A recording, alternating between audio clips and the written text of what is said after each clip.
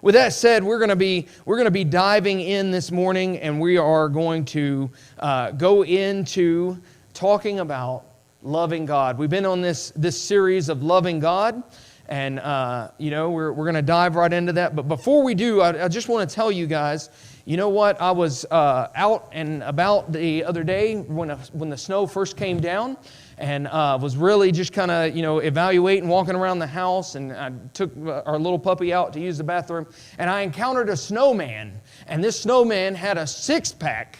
And I was like, what in the world? That's a muscular snowman. And he told me, a lot of people have heard of the abominable snowman. I'm the abdominal snowman. And I was like, really? Come on now. And he proceeded to tell me, yeah, I go around breaking the ice for people. So I'm sorry. I know that was a bad dad joke. You forgive me. I'm allowed one. Plus, you guys aren't here to stop me. So that's a reason to come next week, so that if I make too many dad jokes, you can be here to stop me. So make sure you're planning to be here next week. I'll try to get better jokes. With that said, I do want to do a really quick review, since it's been a week since we were in our series here of Foundations in Faith. We started by talking about the greatest commandment. Many of you may remember that. We talked about, Jesus said, hey, look, this is the greatest commandment. In fact, some people asked him, what is the most important thing that we could do? What's the most important commandment? And he tells them, love the Lord your God with everything. That's what he said. He told them, hey, look, and he was quoting from Deuteronomy 6, where God had already told them that. God told them, hey, this is the most important thing. You need to remember this. You need to train your kids to do this. You need to write it on your houses, write it on your doorposts, wear it on your heart, wear it on your clothing. Like, take it around with you, recite it regularly. Tell everyone to love the Lord your God with everything. That's the important thing. And so we are to love God with everything. And then we talked about loving God the Creator. And sometimes we find that easy. That's you go out to the Grand Canyon. We did that a couple of years ago with the kids. And we went out there, and I'm going to tell you, you look out over that Grand Canyon, and you're just amazed. And you're like, man, God, you are awesome. It's easy to see God's awesomeness and to love Him in that way. But we've got to make sure that we love Him for everything He created, even spiders. Even ticks and bed bugs and fleas and snakes and all those things we don't like. We've got to love the Creator. He made those things, and He has a purpose for them. And He even made your boss at work. Maybe you don't like your boss at work. He made your boss at work. We've got to love God the Creator, who made everything that's ever been made. And He constantly supports all of creation. So we got to love Him as the Creator. And then we talked about loving God the righteous. And this one is a little bit harder. This one's a little difficult sometimes when we think that God is always right. We don't really like someone who's always right, do we? Sometimes it becomes a nagging, a depressing sense when someone is always right. Well, God is always right. And we've got to learn to love the fact that God is always right. We can trust that God is always right. He's always got the correct answer. And He is always judging us from a righteous standpoint. And so that we've got to learn to love the God who is righteous. Today we're going to be talking about loving God, the ruler. The ruler. Did you know that God is the ruler? And I say the ruler, not in a measuring sense, but He is the ruler as in the king over everything, and even above kings. God calls Himself the ruler because He doesn't want us to associate Him with just a king. Kings have kingdoms. God doesn't have a kingdom. Everything is under God's control. He's the ruler over everything. And so that's what we're going to be talking about today. We're going to dive into this idea that God is the ruler. So we're going to start this morning in Exodus 3. We're going to read a couple of verses there from when Moses gets to the Israelites, and he is talking to them, and he tells them, it's actually the conversation. Moses is telling God, well, hey, God, I don't know what to say. Like, I'm going to get over here, and I'm going to tell the Israelites, I'm going to bring them out of Egypt, and I'm going to tell them God sent me. And He's saying, hey, they're going to say, well, hey, we've heard that before. How do we know which God sent you? He says, what do I tell them? And so this is what God tells Moses to tell the Israelites. And so we're going to read that this morning, Exodus 3, verse 13 through 15. Yeah, hopefully you've turned there. Exodus 3, 13 through 15. We're also going to put it on the screen, I believe, during the live stream. Let's go ahead and dive in. Verse 13. Then Moses asked God, if I go to the Israelites and say to them, the God of your ancestors has sent me to you, and they ask me, what is His name? What should I tell them? God replied to Moses, I am who I am. This is what you are to say to the Israelites. I am has sent me to you. God also said to Moses, say this to the Israelites, the Lord, the God of your ancestors, the God of Abraham, the God of Isaac, and the God of Jacob, has sent me to you. Then this is my name forever. This is how I am to be remembered in every generation. We sometimes think, oh, well, that's just God's name. I am that I am is God's name. And we leave it simply on the surface, but God is saying more about Himself than just His name. In fact, it's more than a name. It is who God is, and it is how God is.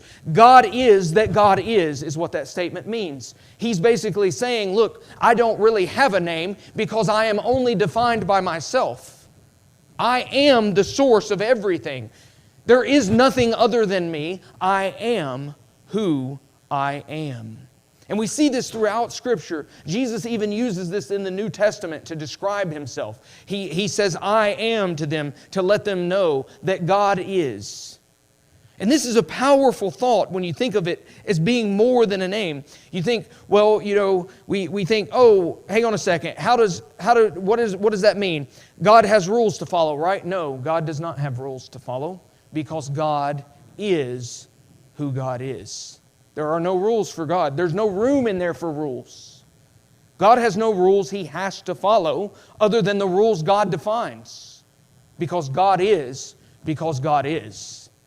See how that makes sense? It leads us to understand that idea of who God is tells us exactly where God sits in our priority matrix. He's right up at the top. As humans, we sometimes struggle with this concept. We are really good at sorting and organizing things. Did you know that? That actually is a gift from God. God made us with a brain that likes to sort and organize. Matter of fact, it was the first job ever given to Adam. Do you realize that God started making the animals and he made all of them, and then he made Adam and He put Adam in the garden, and then it says one of the first things that they do together after when God's working with Adam, He lets Adam help name and sort the animals.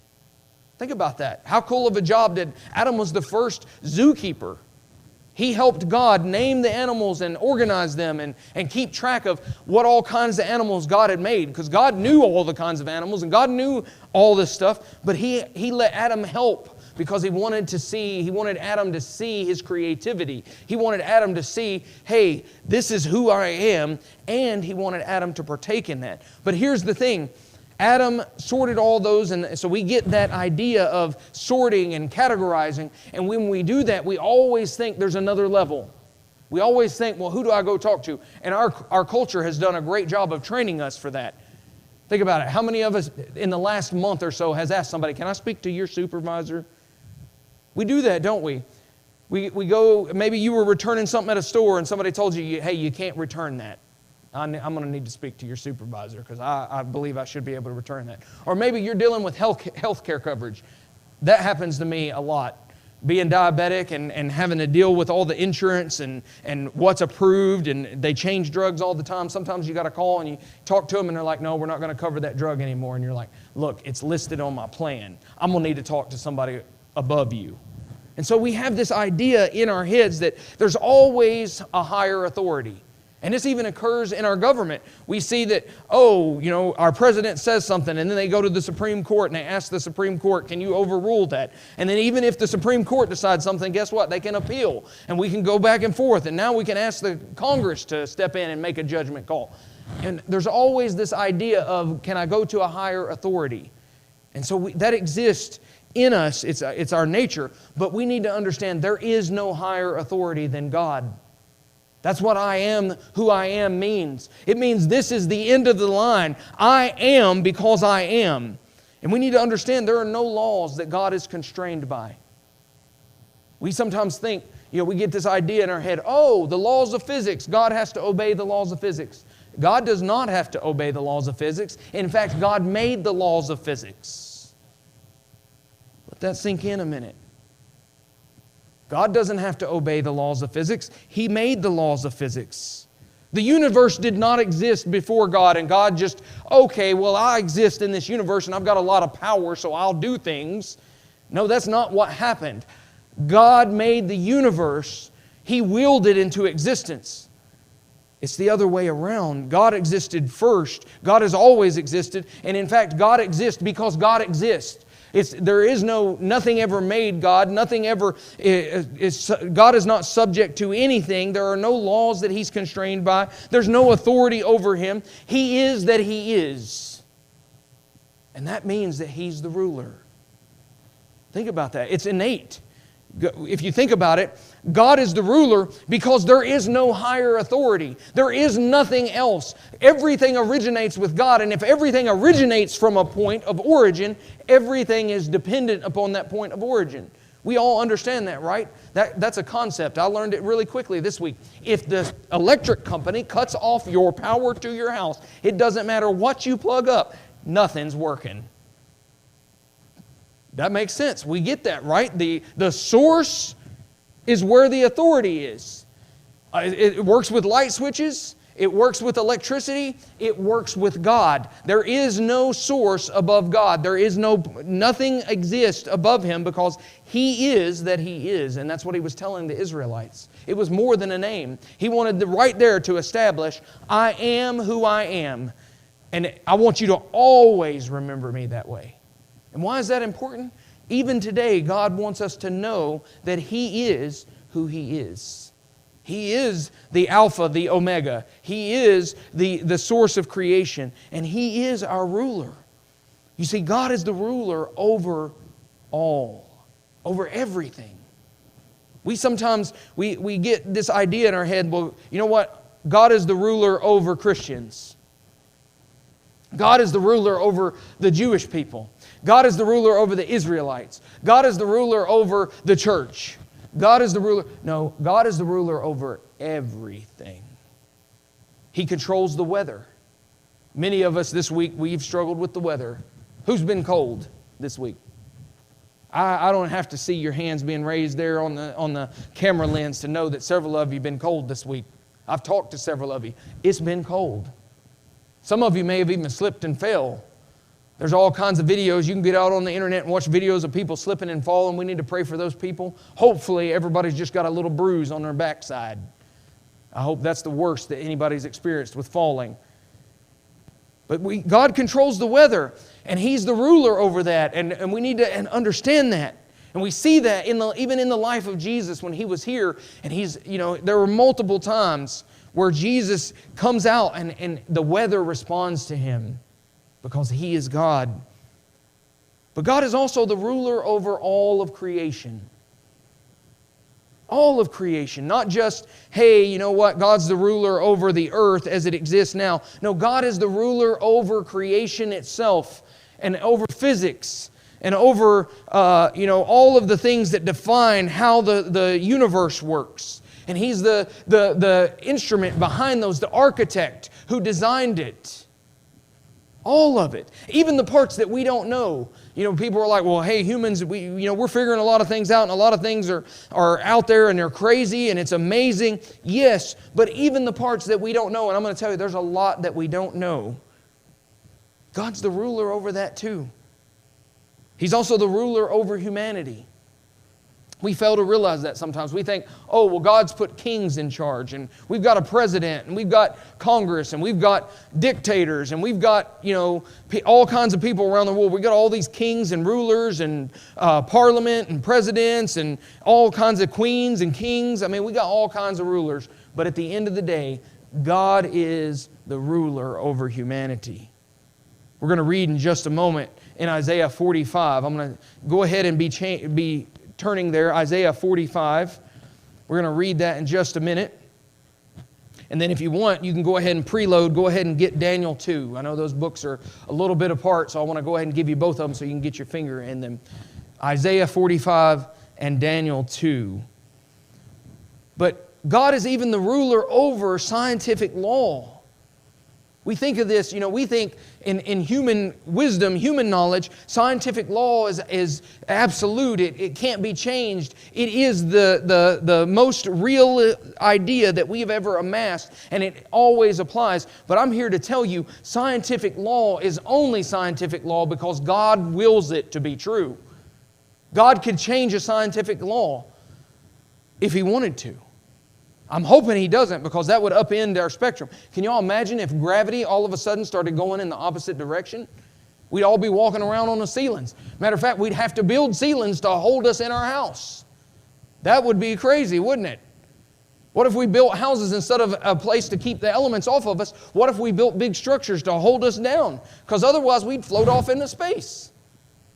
Think of how many people just be out there floating in space because they got floated off the planet. Because gravity sucks you out into space. But it doesn't, because God designed it the way it is. And we need to understand that He could change it if He wanted to. He's the ruler even over scientific law and mathematics.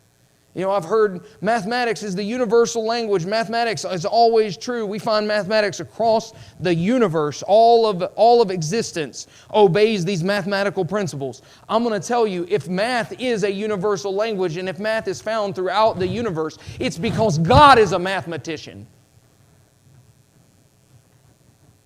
Isaac Newton said that. Did you know that?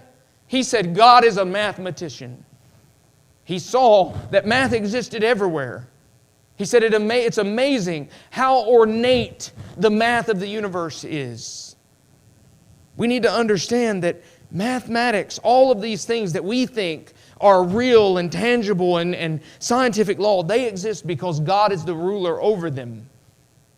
I cannot say this enough times. Like, I hear people, and I really do think we have a shallow understanding of just what God is in control of. He's in control of it all. He didn't start a plan and say, okay, I'm going to start this car and I'm going to put it in gear and let it roll by itself and we'll see where it goes. No, God is intimately involved. He continues to push it along, and it is only because He wills it to keep going that it does. He is in constant control and the ruler over everything. Let's read Isaiah 45:18.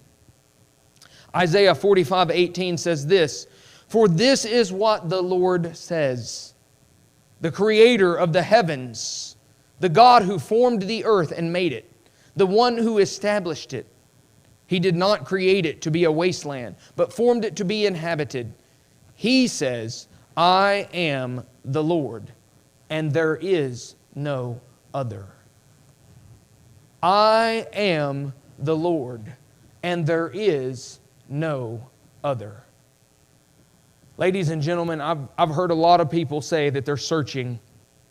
I've heard a lot of people say, hey, I've looked for God, I can't find Him. I'm looking for who's in charge of it all. I want to, I've even watched, there's a movie that came out several years ago. I really like a line from that movie.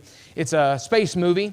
They go to the planet Mars, and there's a religion guy there. He's actually a priest. He was formerly a priest. Now he's an astronaut.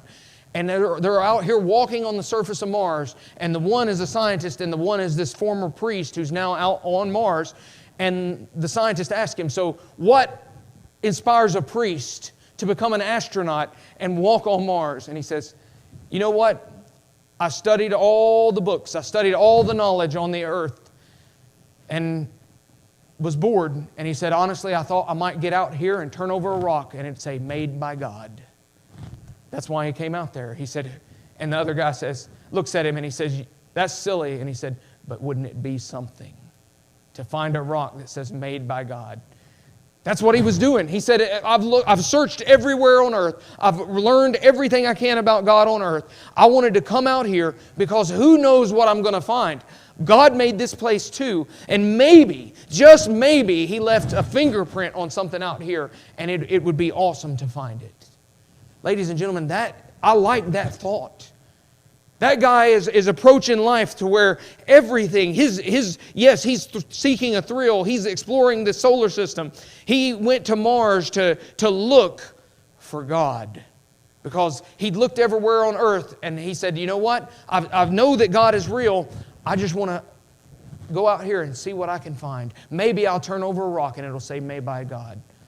And the truth of that is, if we did go to Mars, guess who made the rocks on Mars? Guess who made the rocks on Pluto, which isn't even a planet anymore? And it's mostly ice, so finding a rock there is going to be a little bit challenging. But if you did, guess who made that rock? God did. Because God created, founded, and formed all of creation. And it obeys His rules. It obeys His laws. It obeys His thoughts, His desires. The world is the way it is because God has made it and He has allowed sin to corrupt it. And that's a hard concept. I know we could study I'm going to tell you, there's a whole Bible studies dedicated to the fact that God has allowed sin to corrupt His creation. But it's out of love that He does that. And He has a plan. And He's accomplishing His plan. Even in that, He is still in charge and His plan is coming to fruition. I'm going to tell you, that's one of the things that just blows my mind every time I think about it. When you think about Jesus going to the cross, and you think about the time between Adam and Jesus, and you think, hey, why did God do it this way? I'm going to tell you, when God breathed the breath of life into Adam, He knew right then and there, one day I'm going to hang on a cross. One day these people are going to put me up there. They're going to nail me. I'm going to bleed my blood for the children of this man who I'm now breathing life into. It was not a plan B. It was His plan all along because He designed it that way. It is Him. He is the ruler of everything, and it is going to be accomplished. You see, God is the ruler over all, and as Isaiah says, there is no other. We look for rulers lots of places. And ultimately, a lot of times while we're looking for an alternate is because we ourselves want to be the ruler. Who likes to be in charge? It's okay, you can all raise your hand. You don't have to raise your hand because I know we all want to be in charge. Nobody, I'm going to tell you, I've had 2-year-olds. You don't have to train a 2-year-old on how to be in charge. You don't. I'm going to tell you, you can take a 2-year-old and you can, once you teach that 2-year-old how to speak, that 2-year-old's going to tell you what to do. They learn it natively. I want this. I want to do this. I don't want to do that. I'm going to do this.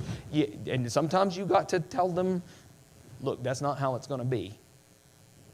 And we need to understand that that's our nature as humans. We want to be in charge. We want to control things. We want to have things under us. And we need to understand that at the end of the day, God is the ruler and there is no other.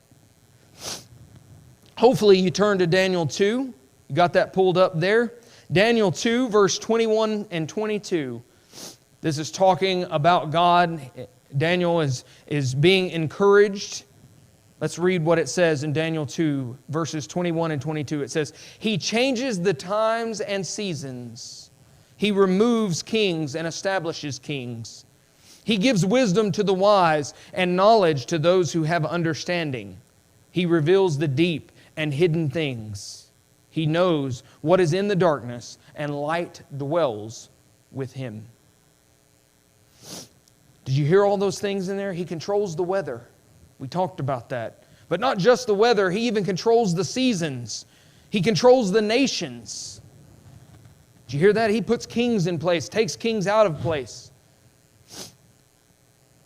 Controls wisdom. Controls knowledge. Even controls human revelation. Did you hear that?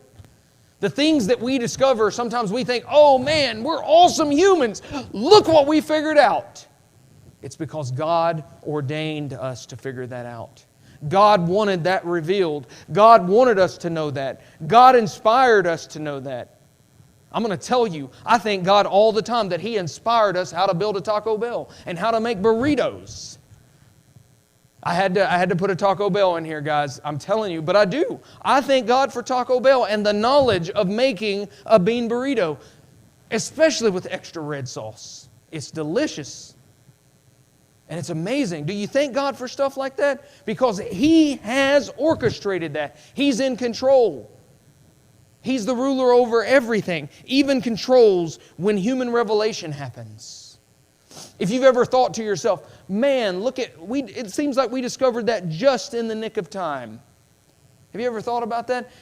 Sometimes it seems that way, doesn't it? Oh, we just discovered this vaccine before we really needed it. Or, hey, we just discovered some new technology before we needed it. Did you know that they just discovered how to make a vaccine so quickly 2 to 3 years before COVID hit? They had just invented the technology to allow them to build the vaccine so quickly. Just discovered it a couple years before that, and then they put it into place. It wasn't even tested yet. They had to rush the testing because we just invented this. We just figured this out. There's a way we can make vaccines so much quicker. It's not even tested yet. And they were like, well, test it quick because we need it. Isn't that amazing? God controls human revelation. Think of how many people were saved by the fact that we were able to spin vaccines out so quickly. And that occurs time and time again. You see, God is omniscient. And for those of you that don't know many big words, omniscient means all-knowing. It means not just past, present, not just, hey, I know everything that you can know now. It means I know everything that there ever is to know in every combination, in every way there is to know it. That's mind-boggling. You can't even fathom that level of knowledge. God not only knows everything, He knows the inverse. He knows what will never happen. He knows what you would do if you had the opportunity to do it. He doesn't just know what you will do. He knows what you would do if you could get away with it.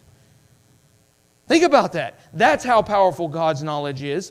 And because He is omniscient and all-knowing, and notice Daniel says, not only is He omniscient and all-knowing, He even knows what goes on in the darkness. God's not in the darkness, but He knows what goes on in the darkness. But He also has light dwells with Him. Did you see that? Light dwells with Him. Now that's important because light is power. Everybody understand that? That's scientific law. If you didn't know, light is the same thing as power. It's a form of energy. And power, what the Bible is saying here in Daniel, power itself dwells with Him. Do you know what word we often translate the word dwells into? Lives. Power lives with God. Think about that. That's what Daniel was saying. Power lives with God. It's not, God doesn't, hey, I need to draw power from somewhere. Hey, I've got to go get power. You know, we watch movies sometimes where heroes I've got to travel across the solar system and find this super sword from this other planet, and I'm going to charge it up in the neon sun. And then I'm going to come back and I'm going to form Voltron, and we're going to vanquish the enemy. Yes, that was for you, Eric. No. But God doesn't ever have to do that. God doesn't have to, I'm going to travel across the solar system and go get the power. God has the power dwelling with Him. It lives with Him. He is the power. He is the source. And there is no other. Ladies and gentlemen, when you have all the power, you are the ruler. You see how that works? Whether we sometimes think, oh, God has delegated, and God does delegate. He is an excellent delegator. You think about it. He's put these kings in power. He's put pastors over churches. He's put shepherds and bishops, and He delegated. He put the apostles over the early church. Like all of that is God delegating power and giving people the ability to do things. But at the end of the day, all of that stacks up, and when it gets to the top, it's God as the ruler over everything. God is the ruler, our ruler, the only real ruler, super exclamatory period hyphen tilde. I haven't used one of those in a while, but I felt like it was needed here. God is the ruler, our ruler, the only real ruler, super exclamatory period hyphen tilde. Like we need to understand that, and we need to love God as that ruler. We need to focus on Him and to say, God, You are the ruler. You're not just the ruler, You are my ruler. So I want to ask you today, and this is where I'm going to end it. Do you trust God to be the ruler? Because I'm going to tell you, trusting God and loving God as the ruler are one and the same.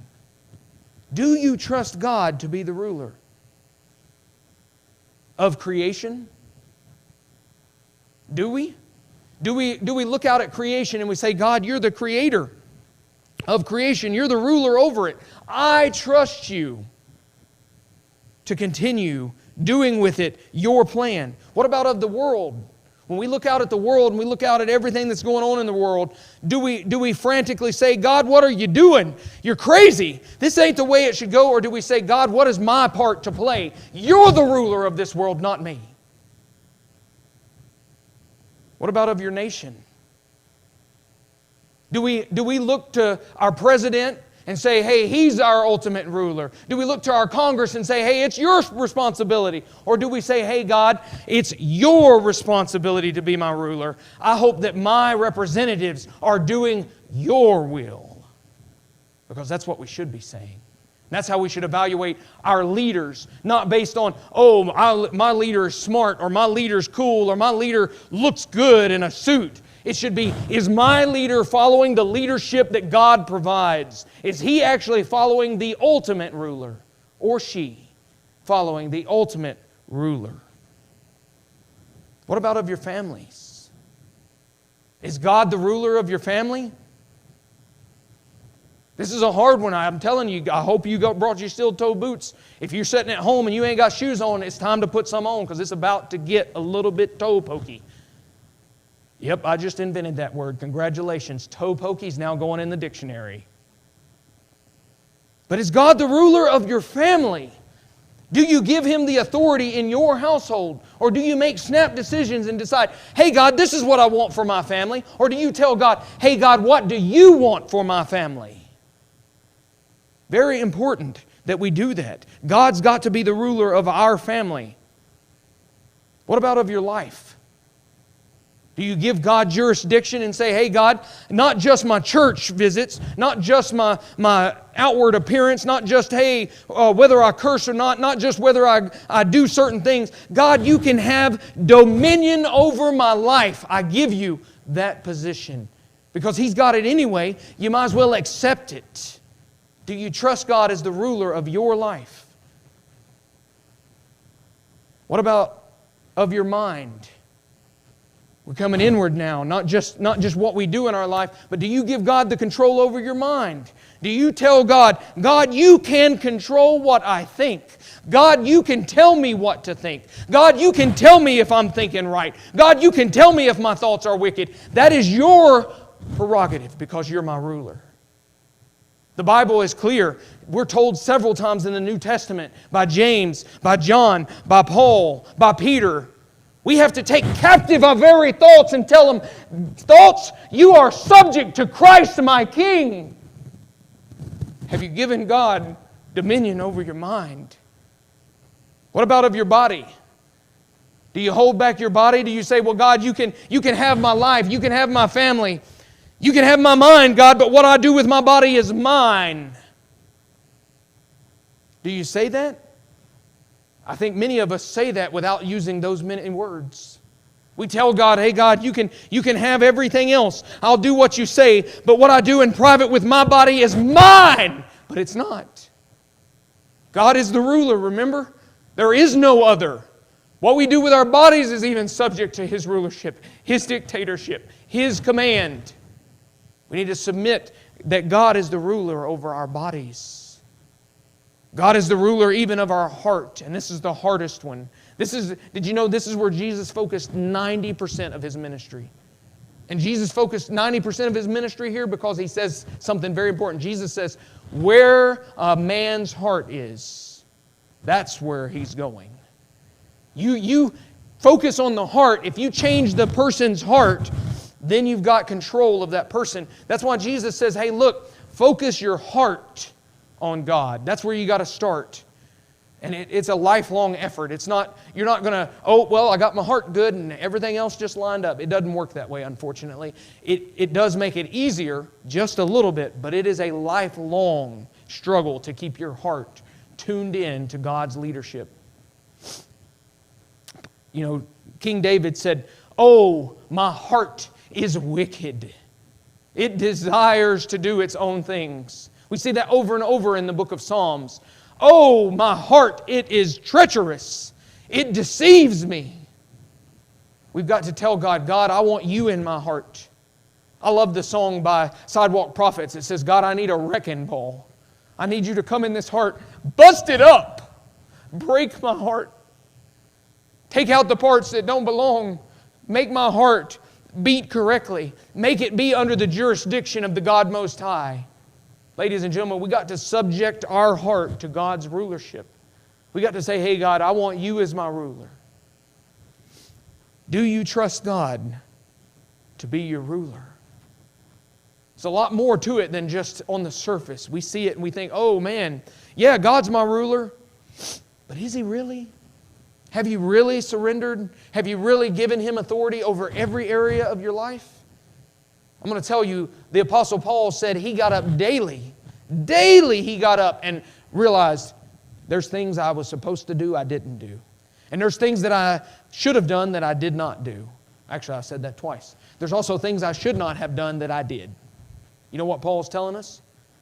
There's areas of my life I still have not surrendered to my ruler. And I'm going to tell you, it's true of each and every one of us, your pastor included. There are areas of our lives that we are holding on to, that we keep private or secret, or maybe this is my special area where I feel so privileged because I get to be in charge of that area. You need to let go of it. You need to tell God, hey God, that special area that I think that I'm in control of, I realize that it is only under your direction and your delegation and your leadership. I ask you to come in and be my ruler. Tell me what to do here. Because I'm going to tell you, when you do that, that special area that you've been thinking, oh, I'm so good at ruling that area, what you're going to realize is that God is so much better at ruling that area. And you will accomplish far more with God in charge than you ever will be alone. And that doesn't mean God's going to say, hey, you're out of the loop. God often says, nope, I don't want you out of the loop. I just want you doing what I tell you to do, and then I want you to do it. That's the secret. Satan wants us to think that God's going to take it away from us and we're not going to have any part. That's not how God works. God says, no, I intend to use you. I intend to make you who you're supposed to be. I think of when Jesus called the disciples, He didn't tell any of them, you know what, Jesus is here, you all can just sit down and do nothing. Is that what He said? Nope, He said, hey boys, come on, I'm about to make you fishers of men. You're about to work harder than you've ever worked in your life. And matter of fact, you're going to work so much, we're going to set the world on fire. We're going to start a church that will never end until I come again. That's what He said. That's what He told them. And He gave them that authority and He put them in power, but as long as He was the ruler. I want to finish this morning with John 14, verse 23 and 24. And we've quoted this verse a couple of times already in this series. This is very important. This is Jesus talking about what it means to love Him. John 14, verse 23 and 24. Jesus answered, if anyone loves me, he will keep my word. My Father will love him, and He will come to him and make our home with him. The one who doesn't love me will not keep my words. The word that you hear is not mine, but it is from the Father who sent me. Jesus is telling us, hey, look, if you want to love God as ruler, you have to obey what God says. You have to put Him in charge of the areas of your life. You have to make progress. Look, Jesus didn't say you got to be perfect day one. What Jesus says is you got to struggle against yourself. You got to fight to surrender. You've got to give God the prerogative. You've got to tell God, God, you are my ruler. I think I hear David's words over and over in my head. Search me and try me, O Lord. Find the parts in my heart that are broken. Pull them out. Let's fix them together. Show me where I need to change. Ladies and gentlemen, we need to each do that. As a Christian, as a follower of God, that needs to be something we are doing on a daily basis. Growing closer to our God by allowing Him to become our ruler more and more and more in every area of our life. life and in the lives of those around us. Let us pray. Dear God, thank you so much that you are our ruler, that you will tell us what to do, that you will lead us, and that you always know what is right. You are the ruler that we can trust, God, and we thank you so much for that. I just pray that you would give us a sense of assurance that you are guiding us. Help us to know the areas that we need to surrender. I pray for each and every member of Mount Denson. I pray for all of those that are guests and attendees and friends and neighbors of our members. I pray for those that maybe have set foot in our building once and have traveled out of the area. God, I pray for those that have watched one of our live streams. I pray for those that are just around people who have watched our live streams. God, will you set us on fire? Will you help us surrender to your leadership as our ruler and reach out? God, let our church do your ministry. Let us be led by your Spirit. Let us surrender to you as our ruler in everything that we do. In Jesus' name I pray. Amen.